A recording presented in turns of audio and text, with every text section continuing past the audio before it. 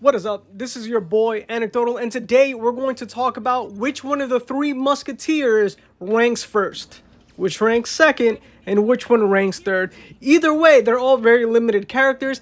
If you didn't pull any one of the three, instead of trying to get one of them to SS, my gigantic suggestion to you is just to unlock the character that you haven't already, pull for the one you don't have. But if you do have them all, then Deku is the one. If you don't have any of them at all, Deku is number one. So make sure to go over here and pull for Deku. Some will tell you to pull on the very last day because you might get lucky on the single pull. I think that's great advice. But, you know, don't you want to have the character earlier? That way you can get more tickets every single time you play the event. You know, it's kind of like a yin and yang there. But let's see who's the best at double S, which is something really only relevant for us free-to-plays, or maybe for you small dolphins out there that just kind of want to throw some pennies into the wishing well. So, at double S, Deku's upgrade really isn't the best. He does more damage if you have some hyper armor, and then he ignores some of your damage reduction. That second part is a lot stronger. At triple S, however, he becomes a little bit more of a beast because he could ignore crowd control.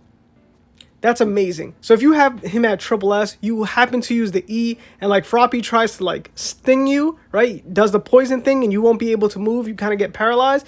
Not going to happen. You are debuffed from that crowd control. So he becomes a pretty good beast at triple S just because of that. And he's pretty much just a chaotic character because of his kit no matter what.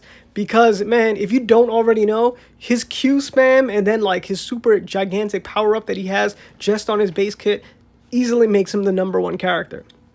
Here, Shoto, I mean, it's a lot better comparatively at double S than Deku because he ends up having a huge attack increase with some crit or crit damage. So obviously that's really good. And then just a flat increase by 4 depending on how many people are on the field, which is why he's amazing at super co-op. If you see Shoto in super co-op, dude, that means, look, that 4% is probably going to get multiplied by another 4, but let's just take the 4 for what it is.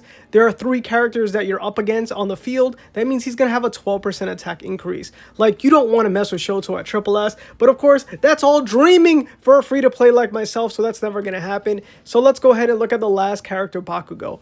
Bakugo's increase is probably the best out of the 3, and I think he's the best scalable character, meaning the higher you go and rank him up, the better that character becomes. Like, look at this, man. He gets a huge attack increase, 50% just for having crit, which is why on his recommended build, you have Ragdoll, and then you have Snipe.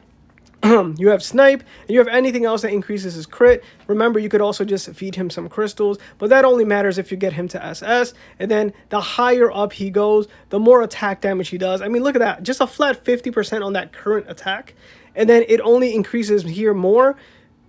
The W, you gain even more attack for 10 seconds, and then it stacks up. So that's 7.5, probably plus another 7.5. So it's going to be like a 15 attack that stacks up to 30. And then obviously at triple S plus, you always get ridiculous buffs. So the best scalable character would be Bakugo. Doesn't matter because I'm assuming Deku is still better because of his overall kit. And then second would be Todoroki. Now, I have like an inkling that maybe Bakugo might be better than Todoroki at triple S or at triple S plus, but I don't know, man. I'm pretty solid. Like, I'm pretty concrete about my beliefs here that Deku is 100% the best here. Of course, if you don't have any of these characters at double S, the good thing to know is when you do get them to double S, you do unlock the last branch of the skill tree, which may also help you out. I don't really know which one of the skill tree branches that are missing is the most prominent, but I'm still going to go ahead and say that if you can get anybody to double S, you still, even though the increase might not be as high, Deku is just more there for longevity. Shoto would still be second, with Bakugo being rounded out last. But you go ahead and comment what you believe down below, while also wishing me luck on whether or not I grab these characters for free. So yeah, this has been your boy, and if you like this video, man, make sure to like it, share it with anybody from the MHA community, and of course, don't forget to make yourself known and comment down below. By the way, Ben 10, I did see that last comment, and hey, look at that, 2 videos in a row, back to back. Holla at your boy, man. I appreciate all the support, bro, for you and for everybody else that commented about, you know, when the next video is coming out and such. Peace out.